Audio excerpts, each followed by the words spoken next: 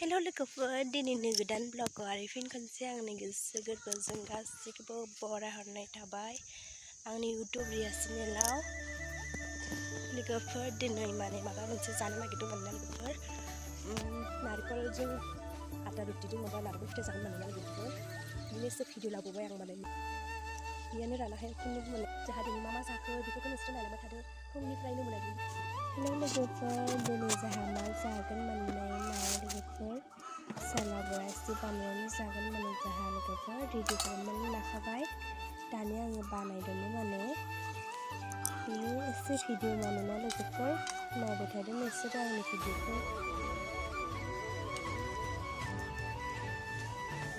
जाबाय जानोसै बोरै लाय बाजार आरो खावना जायो